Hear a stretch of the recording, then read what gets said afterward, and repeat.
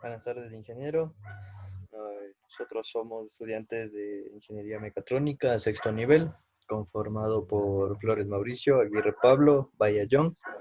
Este proyecto se basa en consultar 5 tipos de motores, eh, los cuales son máquinas sin escobillas, máquinas de reluctancia, motor de pasos, máquina monofásica y máquina de polos sombreados.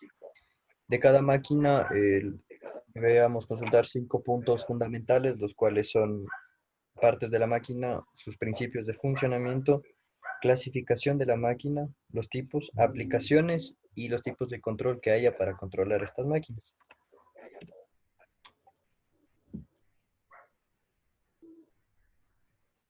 Ya, yo hablaré de las máquinas de corriente continua sin escobillas. Las partes de la máquina de corriente continua sin escobillas principalmente son los rodamientos, el bobinado, el extractor, los imanes y el eje. Ya, aquí tenemos un diagrama del motor sin escobillas, donde tenemos en cada parte los imanes, los electroimanes, los circuitos. Los imanes nos ayudarán a girar sin resistencia dentro del anillo de los electroimanes. Los electroimanes son estacionarios. ¿Qué quiere decir esto? Que son fijos. Se suministra sin escobillas, prácticamente a través de un campo magnético, y el circuito que reemplaza el conmutador de un tipo montaje con escobillas. Ya. El principio de funcionamiento de los motores brushless o motores sin escobillas consiste en que al momento de energizar dos polos de las tres bobinas que contiene, induzca un campo magnético en las mismas para así ser repelido por los imanes en el interior.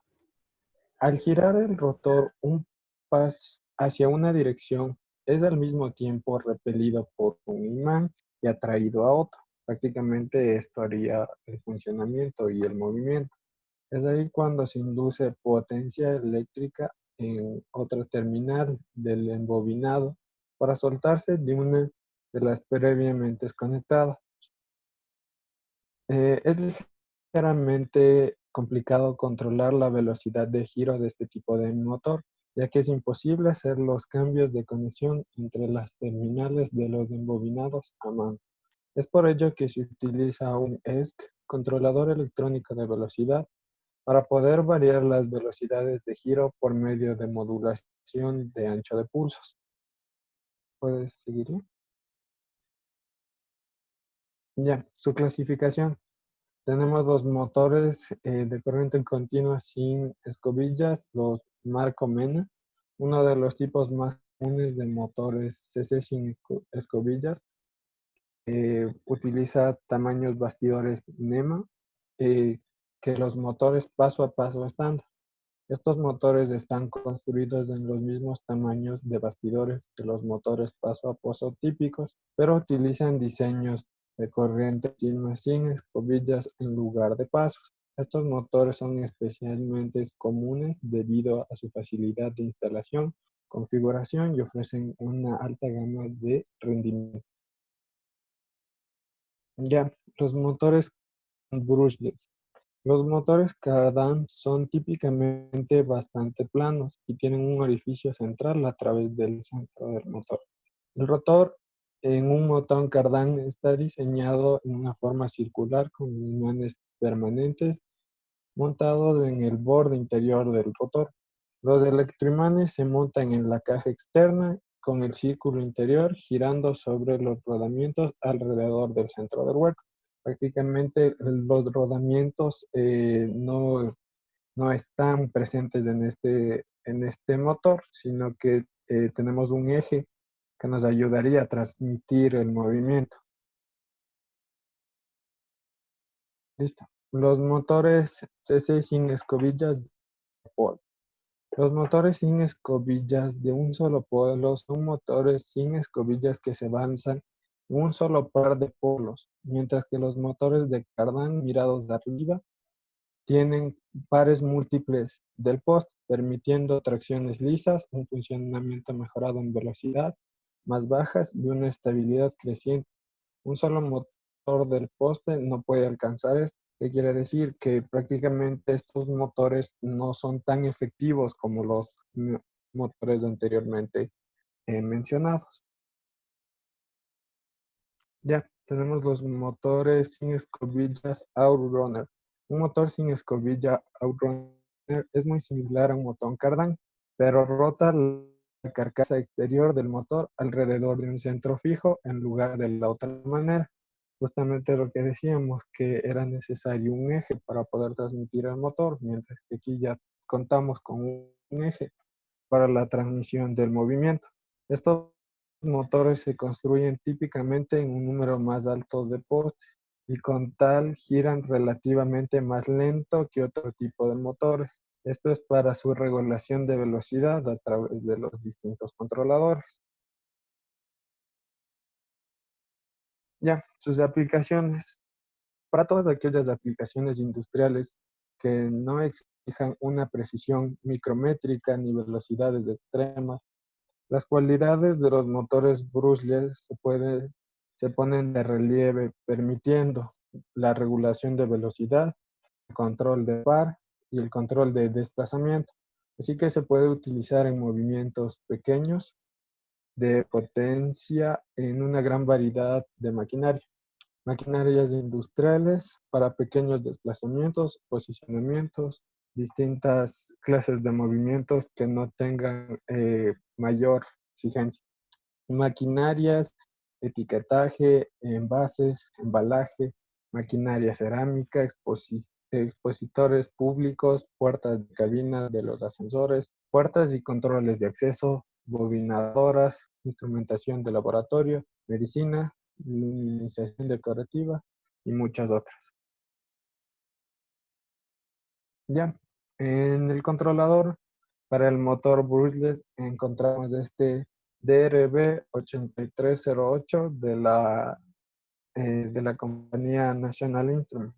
El DRB controla un motor CC sin escobillas con funciones avanzadas en entrada simple. Como preconductor, conduce las puertas de 6 MOSFETs externos del canal N con una corriente de 10 miliamperios a 100 miliamperios para características óptimas de conmutación. Las tres fases del motor se conmutan según las entradas del sensor Hall. Una vez que el motor alcanza una velocidad constante, el controlador usa solo un sensor Hall para minimizar la fluctuación causada por la falta de coincidencia del sensor. La temporización de la señal accionando el Hall se puede adelantar o retrasar incrementos de 0,1% para optimizar la potencia eficiente. Un modo de conmutación opcional de 180 grados conduce corriente sinusoidal a través del motor y minimiza ruido auditible y ondulación del par. La corriente máxima del motor se puede controlar dimensionando una resistencia. Esto quiere decir que podríamos controlar la corriente administrada al motor a través de una resistencia. Listo. Mi siguiente compañero seguirá con el tema. Listo. Yo hablé sobre las máquinas de reluctancia. Las máquinas de reluctancia son aquellas que dependen de un par de reluctancia para operar. Este par de reluctancia es el par inducido en un objeto de hierro, en presencia de un campo magnético externo que obliga a que se alinee con dicho campo. Este par ocurre debido a que cuando el campo externo induce un campo magnético interno en el hierro del objeto, aparece un par entre los dos campos, que gira el objeto hasta alinearlo con el campo externo. Partes de la máquina. Aquí tenemos motor de reluctancia con óvulo de paso grande y un motor de reluctancia con óvulo de paso pequeño.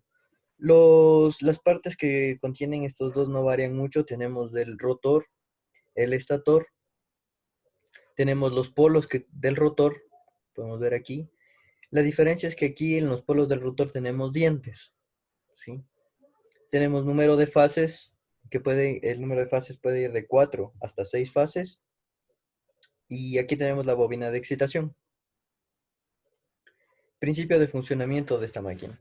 Consiste en un eje de hierro apoyado sobre unos rodamientos que posibilitan su giro. Los dientes del rotor se orientan debido al campo magnético creado por una corriente eléctrica. Una serie de bobinas conectadas independientemente en pares de cada fase envuelve los polos del estator, esto de acá. Cuando un par de bobinas de los polos es energizado, el rotor se mueve para alinearse con los polos del estator. Para determinar un ángulo de paso determinado se puede optar por las diferentes combinaciones jugando con el número de fases. En la clasificación tenemos motor de reluctancia sincrónica y motor de reluctancia conmutada y también de reluctancia variable. En el motor de reluctancia sincrónica, el número de polos del estator y el rotor es el mismo. El número típico, como les decía, son de 4 a 6 polos. A medida que el rotor está funcionando a la velocidad sincrónica y no hay partes conductores de corriente en el rotor, las pérdidas son mínimas en comparación con los del motor, con los de un motor de inducción. Y una vez comenzada la velocidad sincrónica, el motor puede funcionar con tensión sinusoidal. En el motor de reluctancia conmutada, la estructura es de un accionamiento electromagnético que no tiene delgas, escobillas ni devanado eléctrico en el rotor y sin imanes permanentes. En los polos estóricos se ubican las bobinas concentradas que tienen entre sí a serie de pares diametralmente opuestos que forman las fases del motor. Posee un momento de inercia muy pequeño debido a la ausencia de masa en los huecos entre los dientes del rotor. Esto lo que también permite es solucionar problemas en aumento de precio en los motores eléctricos comunes, ya que no posee bobinado ni imanes permanentes en el rotor. Y tenemos el motor de reluctancia variable, que hace referencia a que un motor eléctrico de tipo paso a paso, como lo había dicho mi compañero, cuyo funcionamiento se basa en una reluctancia variable mediante un rotor dentado en hierro dulce que tiende a alinearse con los bobinados del estator. En todo momento el rotor buscará alinearse de tal forma que minimice la reluctancia rotor-estator, circunstancia que se da cuando el espacio entre los polos del estator queda lo más ocupado posible por material de rotor, es decir, orientado a los salientes dientes hacia los polos energizados del estator. Algunas de las aplicaciones, en estos motores pues, tenemos aplicaciones lo que son un poco pequeñas, ¿sí? Se los podemos encontrar en algunos diseños de lavadora, por ejemplo esta, en varilla control de mecanismos de accionamiento de los reactores y motores digital Dyson. Y aquí también hay algunos otros elementos de esta compañía Dyson. Por ejemplo, aquí está uno de estos. Es como un tipo aspiradora que es de esta compañía. Y para el control de este tipo de máquinas se necesita un variador de frecuencia, ¿ya? Que es un sistema para controlar la frecuencia rotacional de un motor de corriente alterna por medio de la frecuencia de alimentación suministrada al motor. Como podemos ver aquí, está la alimentación, aquí está la conversión de frecuencia que va al motor eléctrico. Bueno, a continuación les voy a hablar acerca de otro tipo de motor muy importante que consultamos, como es el caso del motor paso a paso o motor a pasos como se lo conoce. Este motor es un dispositivo electromecánico que convierte una serie de pulsos eléctricos en desplazamientos angulares, o sea, ese es su movimiento característico. Esto significa que es capaz de girar una cantidad de grados dependiendo de las entradas o dependiendo de cómo se requiera su forma de control.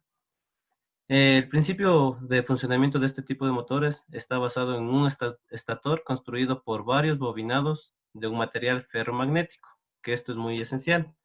Y además, en su rotor se puede girar libremente siempre y cuando éste vaya encaminado por el funcionamiento o por el movimiento que le ordena el estator. Eh, el anterior, por favor. Es, en la imagen podemos ver también las partes fundamentales de un motor paso a paso, que en este caso era como un motor, como nos mencionó nuestro compañero, un NEMA 23. Está constituido por un rotor 1, el rotor 2, que son los ejes que permiten, son ejes dientados o con dientes, que permiten el movimiento del rotor. Alrededor tiene 50 dientes sobre cada rotor. Tiene su eje motriz, que es la salida del movimiento, tiene rodamientos de bolillas, tiene el bobinado y la parte de aquí, la parte ploma que cubre a los rotores es el estator.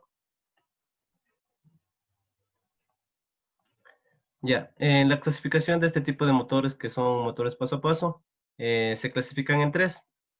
En primer lugar tenemos el motor de pasos de reluctancia variable, que se le conoce con las letras VR. En segundo plano tenemos el motor de pasos de rotor de imán permanente. Y por último tenemos el motor de pasos híbrido. Las características del motor de pasos de reluctancia variable. Este tiene un rotor multipolar de hierro y un estator de vanado. Rota cuando los dientes más cercanos del rotor son atraídos a las bobinas del estator.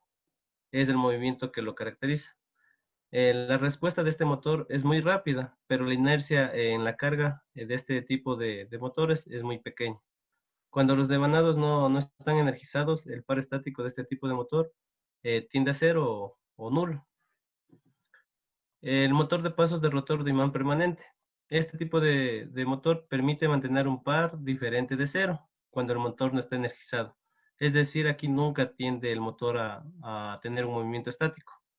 Dependiendo de la construcción del motor, es típicamente posible obtener pasos angulares de 7,5, de 11,25, de 15, de 18,45 o de 90 grados, es lo que le caracteriza, ya que un motor de paso a paso también pudimos consultar que sus pasos son bien detallados, puede ir desde los 1,8 grados, sus movimientos, hasta los 90 grados. El ángulo de rotación se determina por el número de polos en el estator. Por último, el motor de pasos híbrido. Este motor se caracteriza por tener varios dientes en el estator y en el rotor, como vimos en el ejemplo. El rotor con un imán concéntrico magnetizado axialmente alrededor de su eje. Se puede ver que esta configuración es una mezcla de los tipos de reluctancia variable y de la de imán permanente. Este tipo de motor tiene una alta presión y alto par. Se puede configurar para suministrar un paso angular tan pequeño como es de 1,8. Este tipo de motor, el motor de pasos híbridos, se podría decir que es el más eficiente de los tres tipos, ya que en este motor su alta precisión y su alto par lo permite tener un mejor manejo. Las aplicaciones más comunes para este tipo de motor a pasos, las que pudimos consultar fueron en el ámbito de la robótica, como son utilizados como posicionadores, como máquinas o herramientas también puede ser a la vez. Y tras este curso también se vería con el movimiento de cámaras de seguridad, que son las más optadas por las personas. También es un plano de automatización, como brazos robóticos, entre otros. También se los puede encontrar mucho en los planos en un ámbito periférico, como son impresoras, plotters, disqueteras, son muy optados de estos tipos de motores. Y también un nuevo plano, un nuevo ámbito que se pudo ver es en telecomunicaciones, como posicionamiento de antenas. Ya, los tipos de control para este tipo de motores, como son los motores paso a paso, se divide en un tipo de control, es bobina simple. Este método de bobina simple es conocido también como wave drive. Consiste en activar una bobina a la vez. Como el motor tiene 4 bobinas, se puede ver en el ejemplo de la derecha, se concluye que el rotor realizará un ciclo completo en 4 pasos. Estas ventajas generan es un par menor y un consumo bajo, como se puede ver en las señales. También otro tipo de control para este tipo de motores es a paso completo. Este método de bobina simple o paso completo también que se lo puede decir, se lo conoce como full step drive. Consiste en tener activados siempre dos bobinas en un momento dado. Al tener dos bobinas activadas aumentamos el flujo de corriente, por lo tanto el par de salida de nuestro motor es mucho más alto. Lamentablemente, al utilizar esta configuración no se ve afectada la resolución y por lo tanto el rotor nuevamente realizará un ciclo completo en 4 pasos. Las ventajas de este tipo de conexión o de este tipo de configuración para controlar este motor genera un par máximo, una buena velocidad y un alto consumo de energía. También tenemos la clasificación a medio paso, también conocido como Hall Step Drive. Consiste en tener activado dos bobinas, posteriormente pasa a una bobina y nuevamente se repite a la segunda bobina. Con esta configuración se obtiene el doble de resolución. Ahora el rotor realizará un ciclo completo en 8 pasos, que es el doble de lo que vimos a paso completo. Las ventajas de este tipo de motor es un movimiento suave y lento, que puede generar esto un alto torque, consumo y par intermedio y una buena resolución en el sistema de la señal. Anexo a esto podemos agregar que también este tipo de motores pueden ser controlados por micropasos. El método de micropasos, conocido en inglés como microstripping, es el más utilizado en la actualidad para el control de este tipo de motores a pasos, ya que consiste en proporcionar una corriente que es variable y controlada formado en la bobina media onda, las ondas sinusoidales como conocemos. Al tener la configuración de micropasos, se obtiene un movimiento suave del rotor, aumenta la precisión del motor y disminuye su consumo. Las ventajas de este tipo de controladores, un movimiento suave, un menor consumo y una muy buena resolución de su señal, como podemos ver en la imagen de la derecha. Es un motor a micropasos. Pero para tener en claro esto, el mejor controlador de motor paso a paso es la retroalimentación, que no siempre es requerida para su control. Pero el uso de un sensor, como nos estaba indicando nuestro primer compañero, un sensor de posición puede asegurar la posición cuando es crucial su control exacto. En este caso podemos también agregar, hay un dispositivo que es comúnmente conocido como los encoders, ya que la ventaja de estos encoders la ventaja de operar sin retroalimentación, es que no quiere un sistema de control de lazo cerrado. O sea, este encoder nos permite saber el posicionamiento y la distancia que ha recorrido nuestro motor, o tener unos datos estadísticos de dicho motor y de su movimiento.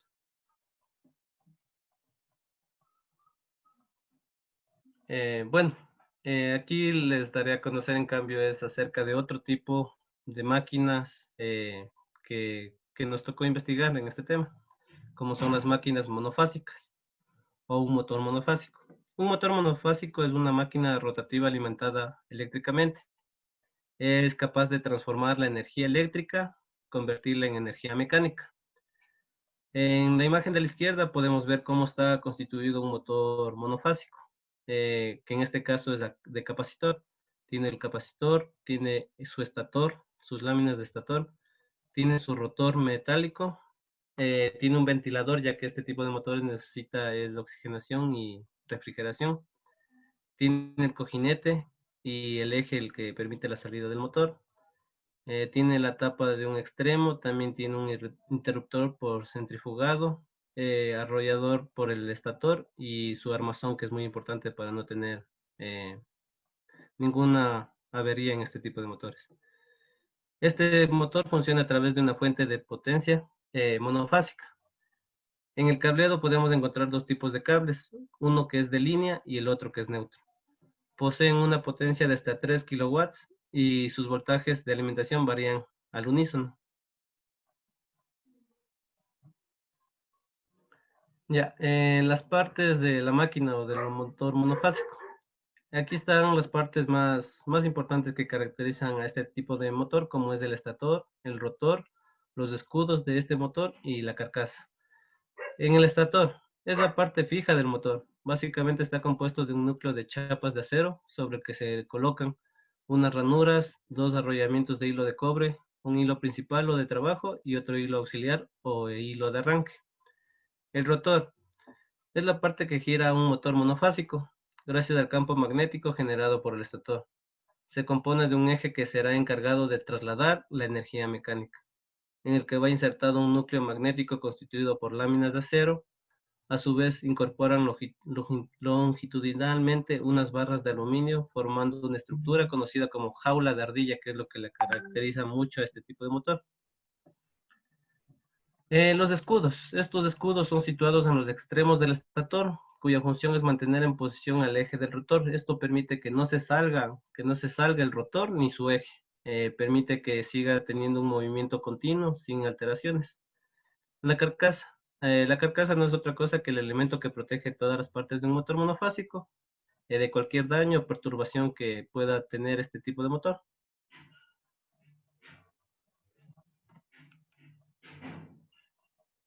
Ya, el principio de funcionamiento de un motor monofásico. El principio de funcionamiento es casi igual o similar a un motor trifásico. Generan energía mecánica a través de la energía eléctrica que está entrando, basándose en un principio de atracción y repulsión entre un imán y un núcleo magnético al que se adhiere o al que se le aplica una corriente eléctrica. El estator es el que recibe la corriente alterna del exterior y donde están situadas las bobinas. Esta parte también se la conoce como inductor. En el rotor están situadas las barras metálicas que funcionan como conductores de la electricidad. En el estator, en cambio, por acción de la corriente monofásica, se genera un campo magnético que produce una fuerza electromotriz en las barras del rotor. Estas barras están están colocadas o dispuestas en forma de espira y giran generando esta energía mecánica que es de alta eficiencia. La velocidad de giro de un motor eléctrico habitualmente tiene un valor fijo. En la clasificación de este tipo de motores se clasifican en motor monofásico de fase partida y motor monofásico de espira en cortocircuito. El motor monofásico de fase partida es un tema muy amplio que se podría dar, pero aquí está en resumen. Este tipo de motor se distingue dos bobinados, el principal y el auxiliar, o también conocido como de arranque. El bobinado auxiliar es necesario solamente en el arranque, por lo que en algunos motores un interruptor desconecta y vuelve a conectarse de la corriente. Mientras que en la mayoría de motores de bobinado auxiliar van en serie con un condensador, como vimos en la imagen en una diapositiva anterior. Este condensador le confiere la corriente y el desfase necesario para tener el arranque. Una vez arrancado, el bobinado auxiliar y su condensador siguen activados. De ahí que a este tipo muy común de motores también se los conoce como motores de condensador permanente, como podemos ver a la derecha. En cambio, el motor monofásico de espira en cortocircuito, en lugar del bobinado o de vanado auxiliar, o también conocido como de arranque, se utiliza un anillo de bronce o cobre, también conocido como espira de Fragger. Atrasa o retrasa el flujo magnético para proporcionar un campo alterno y está concebido para motores de poca potencia. Estos motores no son muy valorados, como se diría. A la derecha podemos ver la imagen. Bueno, las aplicaciones más esenciales para este tipo de motor o máquina monofásica son requeridos gracias a su baja potencia y demanda de una fuente de alimentación de potencia monofásica. Esto coloca a estos motores en usos no industriales, como son en nuestros hogares, oficinas o pequeños comercios, pero que son siempre de uso no industrial. Existen motores monofásicos también universales. Estos pueden trabajar independientemente de la corriente que reciban y sea corriente alterna o corriente continua, son de alta potencia con respecto a su tamaño, pero también tiene reducido su tiempo de vida por su desgaste en las escobillas. Se emplean, son muy empleados como en las aspiradoras o exprimidores o batidoras que siempre se van devaluando sus escobillas y por esto se generan daños a estos tipos de aparatos. Hemos visto que los motores monofásicos también generalmente tienen un tamaño reducido y una potencia baja, con lo cual son idóneos para instalaciones pequeñas en electrodomésticos, como son un sistema de ventilación o calefacción, una máquina de coser, un taladro, máquinas de aire acondicionado, y también son comúnmente utilizados en las aperturas de cierre, aperturas y cierres de puertas de garaje o puertas eléctricas como conocemos. Cabe recalcar que los motores monofásicos son baratos de producir y sencillos en construir. Se producen en masa y tienen como resultado un bajo costo para el cliente que desea adquirirlos. Los tipos de control. Se pudo averiguar que el tipo de control común para este tipo de motor es un arranque común, un arranque de motor monofásico. Para alimentar un motor monofásico se deben de tener en cuenta que hay que poner elementos de protección en el circuito. Por ejemplo, un interruptor magneto térmico y también se puede utilizar un relé térmico. Esto evita que se dé un calentamiento excesivo en la parte del motor o de nuestro motor. Los circuitos de motores se hacen con contactores para el arranque y el control del motor. El relé térmico suele ir incrustado en el contactor. También cabe recalcar que los circuitos de motores se dividen en dos, el de fuerza o potencia y el de mando y señalización, que esto debe ir a la par, ya que el uno controla el movimiento del otro. Este último también se puede llamar de control. Podemos basarnos a la imagen de la derecha. Tenemos un circuito de fuerza y el circuito de mando. El circuito de mando es el que nos permite tener, como se diría, un apagado y un encendido de nuestro motor. Los circuitos de control y de señalización se utilizan los símbolos correspondientes a los mandos de control de contactores, relés y otros aparatos que nos permiten controlar eléctricamente nuestro motor. En cambio, el circuito de fuerza es donde se hacen las conexiones para lograr el movimiento de nuestro motor eléctrico.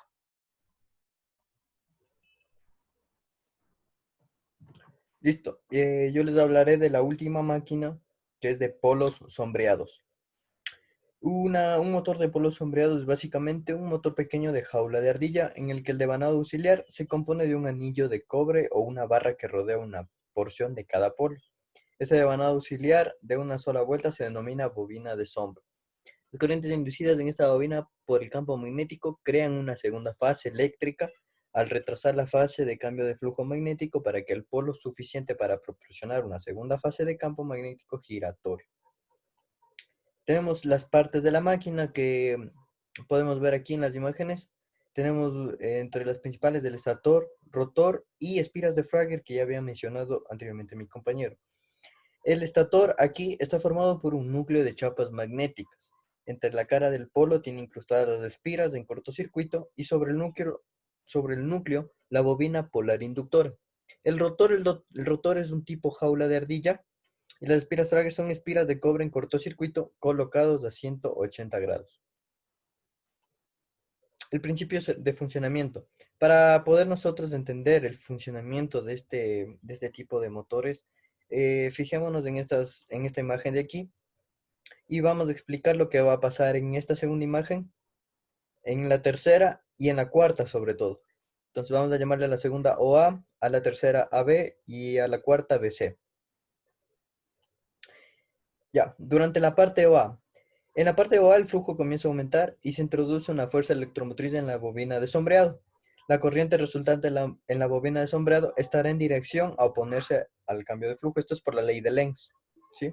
Durante la parte AB, aquí el flujo ha alcanzado casi su valor máximo y no existen cambios. Así que la distribución del flujo es uniforme, ya que no hay corriente en la bobina de sombreado. Y durante la parte BC, a medida que el flujo va disminuyendo, se induce corriente en la bobina de sombreado para oponerse a la disminución de corriente. Así que el flujo en la parte del polo se refuerza y se debilita en la parte no sombreada. El efecto de la bobina de sombreado es hacer que el flujo de campos se vaya desplazando a través de la cara del polo de la parte no sombreada hasta la parte sombreada. En la clasificación, bueno, tenemos el motor de inducción de jaula ardilla, que es el principal. Es el tipo más común de motor de polos sombreados en el uso de potencia fraccionaria. Tiene un rotor que consiste en un cilindro de acero, vamos a verlo, laminado con cobre o barras de aluminio embebidos en la superficie conectados a los extremos. En las aplicaciones, bueno, aquí también tenemos que se los puede hallar en ventiladores, como son este tipo de ventiladores, ¿sí? Mecanismos pequeños de relojería. En cuestión de electrodomésticos, se lo utiliza bastante aquí, en cuestión de electrodomésticos, y también en sopladores, como podemos ver este ejemplo de acá. ¿Ya? Antes de seguir, estos motores tienen una ventaja por su simplicidad de construcción, porque son confiables y robustos. Su mantenimiento es mínimo y relativamente sencillo. Ya, esto es porque se lo utiliza bastante en industrias de electrodomésticos, como les dije, es porque no necesitan grandes potencias para funcionar. Y en tipos de control, aquí necesitamos un regulador de tensión o dimmer, ¿sí? Este tipo de motores se diseñan para una velocidad fija de rotación, pero mediante un método de la variación de tensión. El circuito que se le utiliza para esto es sencillo, contiene de 7 partes entre resistores, condensadores, ¿sí? Y el triac. Les voy a explicar el triac qué es. El triac no es nada más que un dispositivo que se utiliza en corriente alterna, con la particularidad de que conduce en ambos sentidos, ¿sí? Este triac puede ser activado en una corriente de puerta negativa o positiva, o con una señal de cero lógico o uno lógico. Y aquí tenemos la bibliografía, parte de la bibliografía de lo que hemos consultado, y eso sería todo. Gracias, Angie.